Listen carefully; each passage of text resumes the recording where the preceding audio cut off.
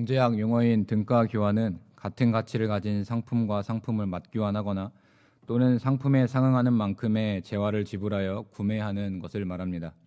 이 경제학도가 아닌 제가 등가 교환이라는 단어를 처음 접한 것은 이 본래 납이나 구리 같은 이 흔한 물질 또 혹은 비금속의 성질을 가진 물질을 이 값어치가 좋은 금이나 은으로 만들려는 이 연금술을 모티브로 한 어떤 애니메이션을 통해서였습니다.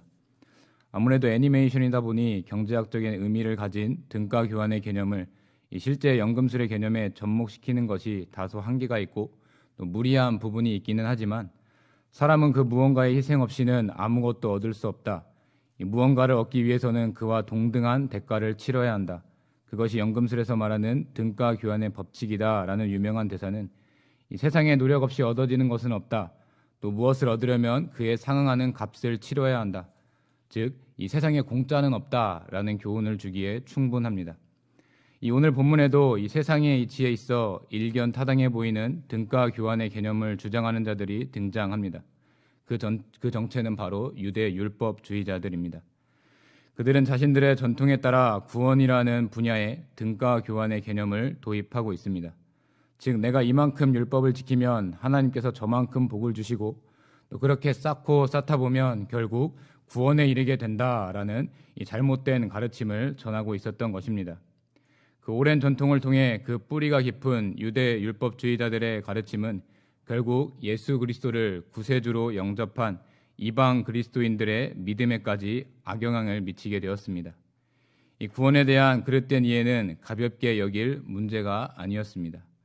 하여 사도 바울은 하나님의 말씀을 전하는 이 사도의 권한을 받은 자로서 그 구원의 진위가 무엇인지 변증하였습니다.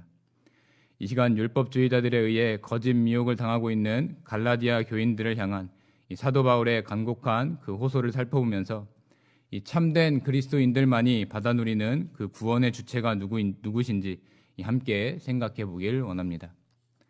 첫째로 신자의 구원은 성령 하나님의 주도적인 역사를 체험함으로 시작됩니다.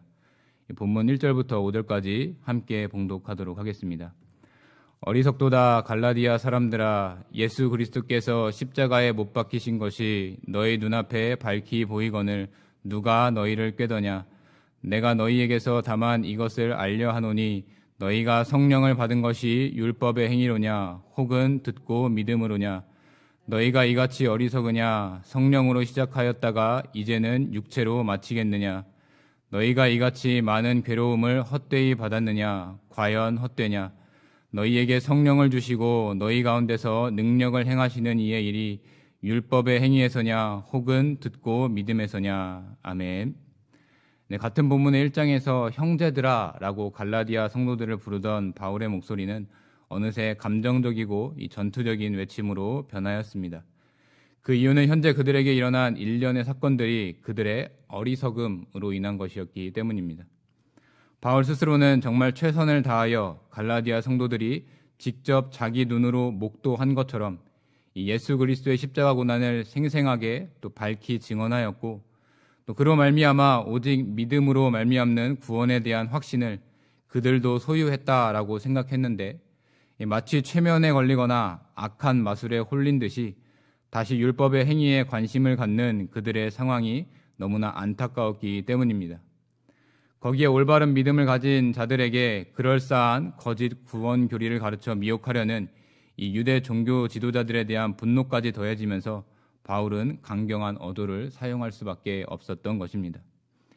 이어지는 2절에서 바울은 그들이 받은 구원에 대해 율법의 행위로 이루어진 것이냐 또 복음을 듣고 믿음으로냐라는 이 단도직입적인 질문을 건네므로 이 현재 상황에 대한 해결의 실마리를 그들 스스로 찾아보도록 유도하고 있습니다. 그럼에도 불구하고 여전히 어리석음에 빠져 있는 것과 같은 그들을 위해 바울은 3절에 기록된 대로 너희가 이제는 육체로 마치겠느냐, 즉 헛된 노력을 하다가 허무하게 죽음을 맞이하겠느냐라는 질문을 던지고 있습니다. 특별히 사도 바울은 각 질문의 시작에 성령을 받은 것이 또 성령으로 시작하였다가 또 성령을 주시고 라고 각각 덧붙임으로 그들에게 구원의 확신을 부여해 주신 분이 성령 하나님이심을 밝히고 있습니다. 이렇게 성령 하나님의 주도적인 역사는 그들의 삶에 많은 변화를 가져왔습니다. 가장 큰 변화는 그들의 인생에 온갖 율법들을 준행하는 고된 삶이 더 낫다고 여겨질 정도로 이 극심한 핍박과 고통들이 생겨났다라는 사실입니다. 하지만 성령 하나님을 통한 구원의 확신은 그 시련마저도 긍정적인 신앙의 흔적들로 바꾸기에 충분하였습니다. 하지만 율법주의자들의 거짓된 횡포는 그런 흔적들을 사그라들게 할 뿐만 아니라 그것들이 아무 의미 없는 헛된 것처럼 여겨지도록 만들었습니다. 그 사실이 너무나 안타까웠던 바울은 본문 4절을 통해 성령의 역사로 말미암아 구원의 확신을 가지게 되었던 그들이 과거 신앙의 추억들을 정녕 헛된 것으로 여길 정도로 그들의 영적인 상태가 전락되었는지 재차 확인하고 있는 것입니다. 그리고 본문 5절을 통해 갈라디아 성도들이 받은 성령이 하나님께서 값없는 선물로 주신 것임을 떠오르도록 하는 질문을 던짐으로 그들이 실제적으로 체험한 그 성령의 역사가 율법에서 명하는 어떤 행위로 말미암은 것이 아니라 바울이 전한 복음의 메시지 가운데 역사하는 성령의 능력으로 발현된 것임을 명확히 떠올리도록 도움을 주고 있습니다. 네, 성도 여러분, 길을 가다가 혹시 누군가 불현듯 나타나서 이 성령을 체험하신 적이 있습니까? 또 성령을 받았습니까? 라는 질문을 던지면 여러분은 어떤 대답을 내어놓으시겠습니까? 이 전부는 아니시겠지만 이 성령의 체험이 무슨 방언이나 이 신유와 같은 뭔가 독특하고 신령한 것으로 생각하고 있는 사람들은 이 선뜻 대답하지 못하고 주춤할 것입니다. 이 성령을 받지 못했다고 말하면 무언가 모를 부끄러운 감정, 수치를 느낄 것 같고 또 받았다고 하면 그렇게 받았다고 하면서 그렇게 애둘러 말하기도 참 애매하기 때문입니다. 그러나 사실 이 질문은 구원에 대한 확신을 가진 사람에게는 답변할 가치도 없고 또 복잡하게 여러 고민을 할 필요가 없는 어리석은 질문임을 알아야 합니다. 왜냐하면 그리스도로 말미암는 구원을 확실히 믿으며 신앙생활을 하는 그것 자체가 이미 성령의 역사를 체험한 사람에게 나타나는 자연스러운 반응이며 또 보통 사람의 시각으로 보았을 때 주어진 인생을 사는 것만으로도 고달픈데 거기에 굳이 괴로운 신앙생활이라는 혹까지 붙이는 것 자체가 어리석은 일이기 때문입니다. 이와 같이 구원받았다는 확실한 믿음을 통해 나에게 성령의 역사가 이미 일어났음을 명확히 깨달아 알 수 있음에도 불구하고 이상하게도 성령을 받았냐라는 질문에 선뜻 대답을 내놓지 못하는 것은 사람 편에서의 어떤 노력과 그 공로를 쌓아야 한다는 잘못된 개념에 우리의 믿음, 우리의 구원이 익숙해져 버렸기 때문입니다. 그럴 때 우리는 지난날 쌓은 신앙의 추억들을 되새겨볼 줄 알아야 합니다. 특히 주님을 향한 첫사랑을 느끼게 되었을 때나 또 괴롭고 힘든 마음 중에 사명을 감당했을 때를 떠올리면서 정말 성령의 역사가 없었더라면 그런 일들을 경험하지 못했을 거야 라는 생각을 하며 나에게 일어난 성령의 역사하심을 보다 명확하게 깨닫게 되는 것입니다. 내가 받은 구원의 역사가 나 자신의 노력과 공로로 받은 것이라는 이런 어리석음을 단호히 버리고 이 성령으로 말미암는 구원의 확신을 추호도 의심하지 않는 그 굳건한 믿음을 계속하여 지키는 가운데 이 매사 성령 충만, 이 성령의 동행하심을 체험함으로 사는 이 모든 성도님들이 되시기를 간절히 바랍니다. 둘째로 신자의 구원은 성부 하나님 편에서 맺어주신 약속으로 적용됩니다. 6절부터 9절까지 봉독하도록 하겠습니다. 아브라함이 하나님을 믿음에 그것을 그에게 의로 정하셨다 함과 같으니라. 그런즉 믿음으로 말미암은 자들은 아브라함의 자손인 줄 알지어다. 또 하나님이 이방을 믿음으로 말미암아 의로 정하실 것을 성경이 미리 알고 먼저 아브라함에게 복음을 전하되 모든 이방인이 너로 말미암아 복을 받으리라 하였느니라. 그러므로 믿음으로 말미암은 자는 믿음이 있는 아브라함과 함께 복을 받느니라. 아멘. 이 거듭되는 질문들을 통해 갈라디아 성도들로 하여금 그 구원의 확신을 부여해 주신 분이 성령 하나님이심을 밝히 깨닫게 해준 바울은 이번에는 그들을 미혹해 빠뜨리는 유대 율법주의자들이 가장 자랑스럽게 여기는 믿음의 조상 그 아브라함에 대해 이야기하면서 자신이 증거한 구원의 확신이 바울 스스로가 만든 새로운 주장이나 또 혹은 갑자기 생겨난 것이 아님을 말하고 있습니다. 이 당시 유대 율법주의자들은 자신들이 육신적 또 혈통적으로 아브라함의 후손이다라는 사실만으로 스스로를 자랑스럽게 여겼습니다. 일단 아브라함의 자손이라는 그 타이틀 하나가 자신의 구원을 보장해 주는 것처럼 여기고 있었던 것입니다. 그 근거는 그들의 조상 아브라함이 할례라는 율법의 행위를 실행함으로 하나님으로부터 획득한 의가 그들에게도 적용된다라고 생각했기 때문입니다. 하지만 창세기 15장 6절에 아브라함이 여호와를 믿으니 여호와께서 이를 그의 의로 여기시고 라는 기록은 아브라함이 할례를 받기 전에 이미 하나님에 대한 믿음을 가지고 있었고 그 모습을 하나님께서 의롭게 받아주셨음을 알게 하는 대목입니다. 정리하자면 아브라함 스스로가 하나님 앞에 무언가 칭찬받고 또 하나님을 흡족하게 만들 만한 어떤 행동을 먼저 했기 때문에 그가 믿음의 조상이 되었던 것이 아니라 하나님께서 이미 태초부터 그를 구원하기로 작정하셨고 또 스스로 맺은 약속을 어기지 않으시고 신실하게 지켜주셨기 때문에 아브라함이 결국 충만한 복을 누리게 되었음을 말하는 것입니다. 이렇게 유대 율법주의자들 스스로 신봉하는 구약의 믿음의 조상 아브라함의 삶을 통해 구원의 확신이 성부 하나님 편에서 맺어주신 약속을 통해 이루어진 것임이 명백함에도 불구하고 그들은 아브라함 편에서 무언가 선한 일을 했기 때문에 구원을 얻은 거라고 생각하였습니다. 허나 아브라함도 보통의 사람들과 마찬가지로 스스로를 의롭다 칭할 수 없는 한낱 죄인의 신분을 가진 사람에 불과했습니다. 그런 아브라함을 통해 대대손손 의의 후손들이 이 믿음의 계대를 이을 수 있었던 것은 하나님 편에서부터 먼저 맺어주신 그 약속을 통한 구원의 확신이 그에게 있었기 때문입니다. 이런 의미로 보았을 때 아브라함의 자손이라는 표현은 단순히 혈통에 의한 육적인 계보를 이어간다는 말이 아니라 영적으로 하나님 안에서 아브라함과 같은 동질성을 가진 존재로 격상되어 의롭다 칭함을 받은 자요 그 축복에 동참하는 자임을 알리는 말입니다. 특별히 이 모든 사실을 성경이 미리 알고라고 본문 8절에 기록되어 있는데 이는 성부 하나님의 약속이 이미 말씀을 통해 충분히 계시되었음을 알려주고 있습니다. 그리고 그 계시에 기록된 약속하신 바는 오직 믿음이 구원의 확신에 있어서 혈통적, 그 외형적 구분보다 더 중요한 가치를 지니고 있다라는 사실을 알려줍니다.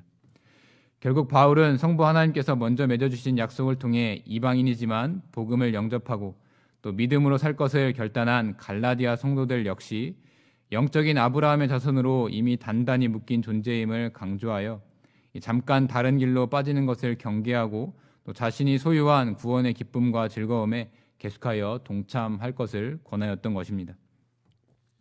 성도 여러분, 이 사회생활을 하면서 약속을 어기는 일은 사람과 사람 사이의 관계를 형성함에 있어서 큰 걸림돌이 됩니다.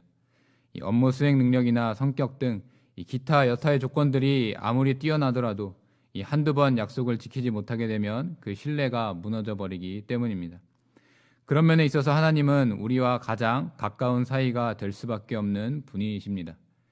왜냐하면 하나님께서는 아브라함의 때부터, 아니 태초 이전부터 그 당신의 계획을 하나하나 차근차근 진행하고 계시는 분이시기 때문입니다. 그런 신실하신 하나님의 속성은 택한 백성을 구원하시는 일에 가장 잘 드러납니다. 역사상 수많은 사람들이 특별한 평안과 안락을 추구하기 위한 시도를 했음에도 하나님께서는 그런 노력을 그들의 구원의 근거로 여겨주시지 않았습니다. 또한 모든 사람들이 부러워할 만한 재물을 쏟아붓는다고 해서 그것을 구원 얻을 의로 여겨주시지 않았습니다.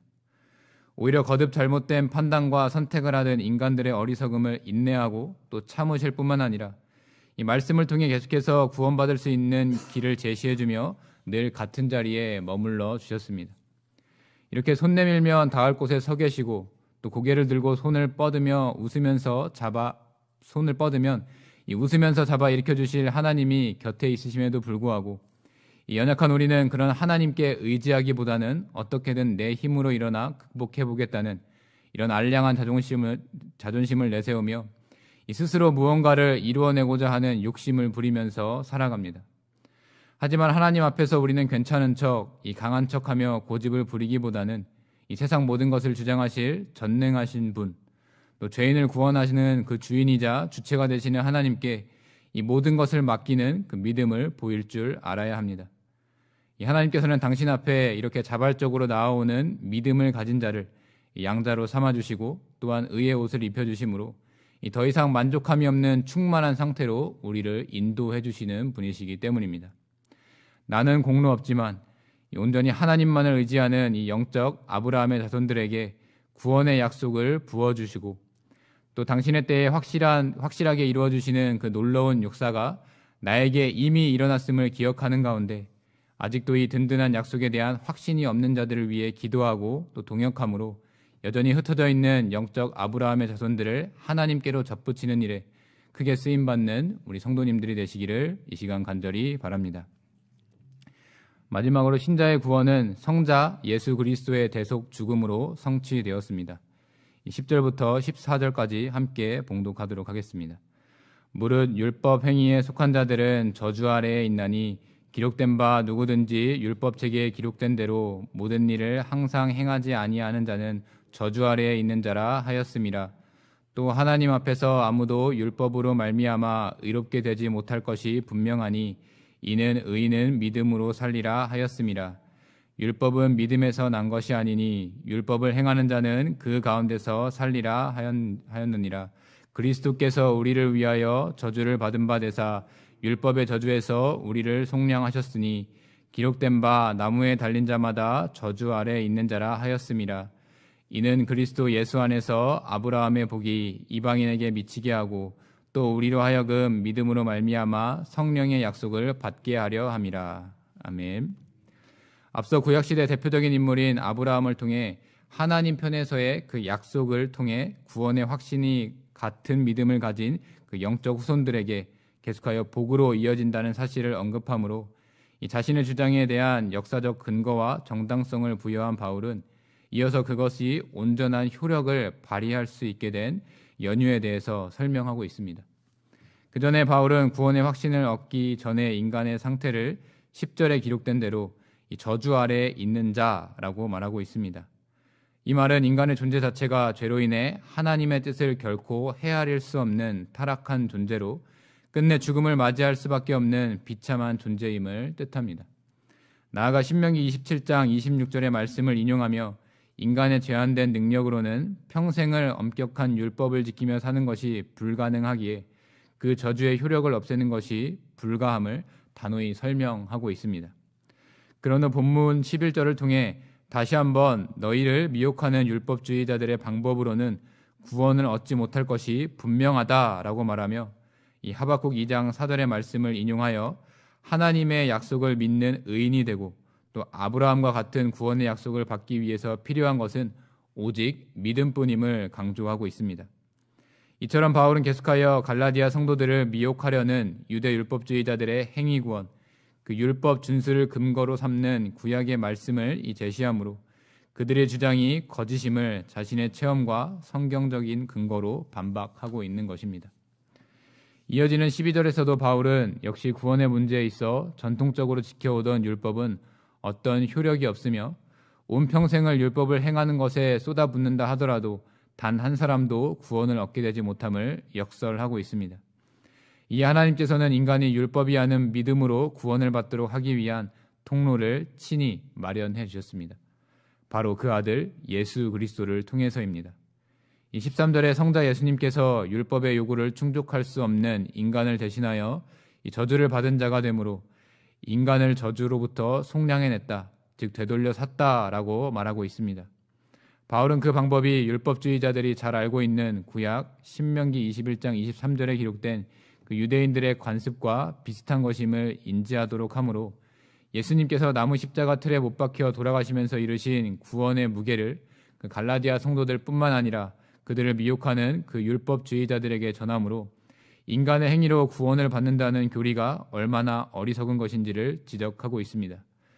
그리고 마지막으로 바울은 본문 14절 성자 예수 그리스도께서 이렇게 자기 몸을 내어주는 희생을 하신 것은 성령의 역사하심과 그 하나님의 약속을 통한 구원의 적용이 그리스도 예수 안에서, 즉 예수 그리스도의 죽으심과 부활하심을 통해서 성취되었다라는 사실을 언급합니다. 이 사실은 혈통과 인간적인 노력이라는 제한된 조건 아래 있는 줄 알았던 그 구원의 혈통이 아닌 믿음으로 인간적인 노력이 아닌 그리스도의 공로, 또 그리스도의 은혜를 통해 유대인뿐만 아니라 이방인들에게도 주어졌음을 말합니다. 무엇보다 그 구원의 약속이 인간에게 달려있는 것이 아니라 바울 자신과 갈라디아 성도들에게 역사하신 성령을 통해 영원히 유효하게 보장된다라는 사실은 오직 믿음으로 얻게 되는 구원의 가치가 얼마나 거대한 것인지를 알게 합니다. 네, 성도 여러분, 이 비교 견적서라는 것은 유사한 물품의 견적을 업체별로 받아 비교하기 위해 작성하는 문서로 예산을 아끼면서 더 좋은 조건으로 물건을 구매하기 위한 용도로 사용됩니다. 이를 잘 활용하는 것이 기업의 이익과 직결되기 때문에 최대한 정확하고 면밀하게 작성할 필요가 있습니다. 그런데 오늘날 우리의 신앙생활에 있어서도 이렇게 치밀하게 비교 견적을 내려 하는 사람들이 있습니다. 하나님께서 맡겨주신 일이 나에게 이익이 되는지 재보고 또 면밀히 따지면서 그 일에 임하고 있는 것입니다. 하지만 그리스도의 대속을 통해 구원받았음을 자각한 성도라면 이 신앙생활을 함에 있어 그런 모습을 보여서는 안 됩니다. 왜냐하면 그리스도께서 그런 기준을 두고 구원할 백성을 선별하지 않으셨기 때문입니다. 만약 구원을 위해 하나님께서 엄밀한 잣대를 들이대셨다면 이 세상의 어느 누구도 그 구원의 복을 누릴 수 없었을 것입니다. 하지만 하나님께서는 우리들에게 독생자 예수 그리스도를 보내주시는 그 놀라운 역사를 통해 저와 여러분으로 하여금 구원의 확신을 얻고 또한 기쁨 가운데 살도록 인도해 주셨습니다. 말 그대로 그리스도로 말미암는 한량없는 은혜가 우리에게 주어짐으로 인해 전적으로 부패하여 무능력한 죄인의 인생이 이제는 거룩한 하나님의 의의 백성으로 거듭나는 통로를 부여받은 것입니다. 이 역사가 지난 2000년 전 일어났고 또 그 효력이 여전히 유지되고 있음에도 불구하고 여전히 우리들은 죄 가운데 거하며 또 심지어는 오만하고 교만한 마음을 가지고 내가 할 수 있는 믿음의 분량, 그 한계의 선을 그어놓고 이 하나님의 일을 대하는 중대한 실수를 범하고 있는 것입니다. 때문에 우리는 매일 주어진 삶을 살면서 나를 위해 목숨까지 내어놓은 희생을 감수하신 그 예수님의 모습을 기억하며 나를 위한 삶이 아니라 주님께서 흘리신 보혈의 피에 감사하는 마음으로 그리스도를 위한 삶을 살아가는 참된 구원인의 모습을 보일 줄 알아야 합니다. 당신의 모든 것을 주신 그리스도께 나의 최선과 최고를 다해 바쳐야 하는 자발적인 마음을 가지고 섬기는 자세를 응당 보여야 하는 것입니다. 이렇게 참된 구원을 받은 신자의 삶은 하나님께서 주신 것이 얼마나 가치 있는 것인가 라고 말하며 그 손익을 따지는 것으로 시작되는 것이 아니라 이 십자가 위에 아낌없이 자신을 던지신 독생자 예수 그리스도께서 예수 그리스도의 죽음의 의미를 깨달음에 있음을 기억하는 가운데 세상의 그 어떤 귀한 것과 비교할 수 없는 충만한 복을 그리스도 예수를 믿음으로 계속하여 넉넉히 누리는 성도님들이 되시기를 간절히 바랍니다. 사랑하는 경영의 성도 여러분, 서론에 언급했던 연금술이라는 이론은 실제 중세 유럽의 역사 속에서 성행한 시기가 있었지만 오늘날 그 이론은 한계가 있는 전 근대적인 과학 기술로 여겨집니다. 이렇게 보면 아무 쓸모없이 사장된 것처럼 보이지만 그 과정에서 이루어진 여러 물질의 발견과 실험 기구들의 개발은 화학이라는 학문의 분야의 발전으로 이어졌습니다. 아마 연금술이 없었다고 가정한다면 오늘날 우리가 화학의 발전으로 인해 누리고 있는 여러 가지 혜택들을 경험하지 못했을 수도 있습니다. 그런 면에서 볼 때 율법을 통해 인간이 구원을 얻는다는 것은 불가능한 일이지만 갈라디아서 3장 24절 이같이 율법이 우리를 그리스도께로 인도하는 초등교사가 되어 우리로 하여금 믿음으로 말미암아 의롭다함을 얻게 하려 함이라 라는 기록대로 인간이 스스로는 씻을 수 없는 죄성을 가진 존재, 또 아무리 노력해도 율법의 요구를 온전히 지킬 수 없는 연약한 존재임을 철저히 깨닫게 되고 또 궁극적으로 성령 하나님의 역사 체험으로 시작되고 또 성부 하나님의 약속으로 적용되며 또 성자 예수님께서 성취해 주신 구원으로 우리를 인도해 주고 있다라는 사실을 깨닫게 됩니다. 특별히 예수님께서 성육하신 날을 축하하고 또 기념하는 성탄의 달 12월을 시작하면서 인간이라는 존재가 자신의 행위와 공로로는 절대로 구원받을 수 없는 죄인이라는 사실과 이 삼위일체 하나님의 오묘한 섭리를 통해 참된 구원이 완성되었다는 사실을 되짚어보는 것은 정말로 의미 있는 일이라고 생각합니다. 무엇보다 일반 사회 속에서 나와 타인과의 관계, 즉 사람과 사람 사이에서나 적용될 등가 교환의 개념, 또 기브 앤 테이크라는 개념을 하나님과 신자 사이, 즉 신앙과 믿음의 영역까지 적용하려는 지극히 인간 중심적인 발상은 이 삼위일체 하나님의 일하심을 통해 구원의 참 가치를 아는 우리가 반드시 경계해야 할 부분입니다.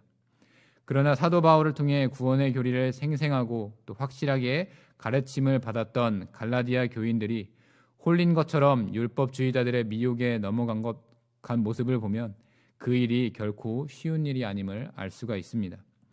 그렇기 때문에 연약한 저와 여러분들은 오늘 본문과 그런즉 선줄로 생각하는 자는 넘어질까 조심하라는 이 사도의 가르침을 되새김으로 날로 진리가 왜곡되고 감추어지는 패역한 시대에 우리가 소유한 구원의 확신을 더욱 명확히 하는 일에 힘을 쏟을 줄 알아야 합니다. 나아가 삼위일체 하나님의 일하심을 통해 우리와 같은 구원의 복을 받을 이 뭇 백성들을 위해 사나 죽으나 주 뜻만 따라 살기 위해 내 마음과 정성을 다 바쳐 기쁨으로 그 사명을 감당했던 바울과 같은 그 마음을 가지고 계속하여 믿음의 선한 싸움을 싸울 줄 알아야 합니다. 이 죄인 구원의 주체는 인간의 개인 공로가 아니라 성령 하나님의 역사, 이 성부 하나님의 변치 않는 약속, 또 성자 예수님의 성취를 통해 이루어졌음을 명심하는 가운데 남은 2020년 한 해와 또 다가올 2021년에도 먼저 구원받은 백성으로서의 사명을 충성되이 감당함으로 주님께서 주신 구원의 기쁨을 이 세상 사는 동안 또 저 하늘에서 영원토록 그 복을 누리며 사는 그날을 바라보면서 계속하여 힘차게 하나님의 구원을 붙잡으며 살아가는 우리 성도님들이 되시기를 이 시간 주님의 이름으로 간절히 축원합니다.